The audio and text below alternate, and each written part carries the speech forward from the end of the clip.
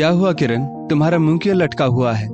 संगीता ने हमेशा ही चहकर बात करने वाली अपनी कामवाली किरण से घर के अंदर आते ही उसको परेशान देखकर पूछा।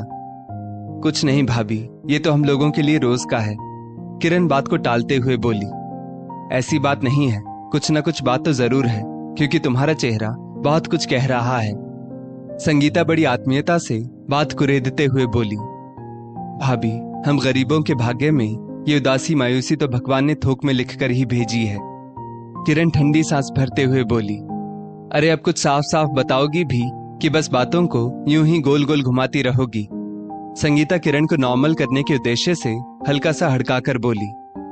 भाभी, आपको तो पता ही है कि मेरी बिटिया की शादी में मैंने आप सब लोगों से थोड़ा थोड़ा पैसा लिया था और अभी भी सबका पैसा चुका नहीं पाए हैं। और तो और पैसा बचत से पूरी तरह खाली भी हो चुका है। लेकिन जो जमीन का टुकड़ा अपनी गाढ़ी कमाई से किसी तरह बड़ी मुश्किलों से खरीद पाई थी, उस पर मोहल्ले के कुछ दबंग लोग कब्जा करने को तैयार बैठे हैं। तो सोच रही थी कि किसी तरह जल्दी से जल्दी उसकी नींव भरवा दूं तो शायद ज्यादा अच्छा रहेगा। किरण आंखों में आंसू लेकर बोली। तो ये तो बहुत अच्छी बात है, इसमें तो तुमको खुश होना चाहिए, ना कि मायूस। भाभी, पास में पैसे भी तो होने चाहिए खुश होने के लिए। बस इसीलिए अपनी झुमकी बेचने के लिए लाई थी। सुनार को दिखाया तो 10,000 कीमत बताई है। मेरे पति रघु ने बड़े अरमानों से मेरे लिए बनवाई थी, लेकिन बेचनी तो पड़ेगी ही, क्योंकि कुछ पाने के लिए कुछ खोना तो पड़ेगा ही। आज तो हिम्मत नहीं पड़ी बेचने की, लेकिन कल इन्हें जरूर बेच दूंगी। ये कहते कहते किरण के आंसुओं का बांध टूटने लगा। किरण, मेरी बात मानो तो मैं तुमको एक रास्ता बताऊं, तुम्हारी झुमकी भी बच जाएगी और तुम्हारा काम भी बन जाएगा। भाभी, वो कैसे भला? अपनी मालकिन संगीता की बात सुनकर तो जैसे किरण की आंखों में एकदम से चमक आ गई, क्योंकि अंधा क्या चाहे, दो आंखें। देखो किरण, मैं तुम पर कोई उपकार नहीं कर रही, लेकिन फिर भी बस सिर्फ इंसानियत के नाते तुम ये झुमकी मेरे पास रख दो और मुझसे 10,000 रुपए ले जाओ। तुम्हारी ये झुमकियां मेरे पास तुम्हारी अमानत बनकर रहेंगी, और भविष्य में जब भी तुम्हारे पास पैसा इकट्ठा हो जाएगा तब तुम मुझसे आकर अपनी ये झुमकियां ले जाना। संगीता आत्मीयता के साथ बोली। लेकिन भाभी, आप ब्याज कितना लेंगी? क्योंकि मैंने सुनार से ये झुमकियां गिरवी रखने के लिए कहा था, लेकिन उसने तो ब्याज ही बहुत ज्यादा बता दिया। अचानक किरण के चेहरे से ये बात कहते ही चमक फिर से गायब हो गई। पागल हो गई हो क्या?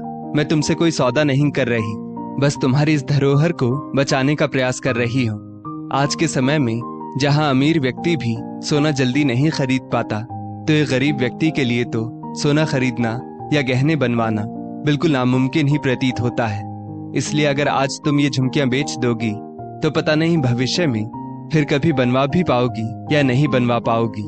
बस इसीलिए मैंने तुमको ये सुझाव दिया है कि तुम्हारी झुमकियां मेरे पास सुरक्षित रहेंगी और पैसा इकट्ठा होते ही फिर से तुमको मिल जाएंगी। भाभी, नेकी और पूछ पूछ ये लीजिए झुमकी। काश दुनिया में हर कोई आपके जैसा हो, जो गरीब का दुख दर्द समझ सके। और किरण ने झट से पर्स से झुमकी निकालकर संगीता के हाथ में पकड़ा दी, और संगीता ने भी उसको झट से 10,000 रुपए निकाल कर दे दिए। भाभी, मैं आपका ये उपकार जीवन भर नहीं भूलूंगी, किरण एक शुद्ध संकल्प के साथ बोली। अच्छा ठीक है, अब ज्यादा प्रशंसा करोगी तो मैं सचमुच आसमान में उड़ने लगूंगी। और संगीता के चेहरे पर किरण की झुमकियां बचा लेने का अपार संतोष झलक रहा था। और आज भी किरण का मुस्कुराता चेहरा देखकर उस याद से उसका मन पुलकित हो जाता है। दोस्तों, इस स्टोरी को लेकर आपकी क्या राय है, नीचे कमेंट करके जरूर बताइएगा। और ऐसी ही और भी बेहतरीन वीडियोस के लिए हमारा पेज जरूर फॉलो करें। धन्यवाद।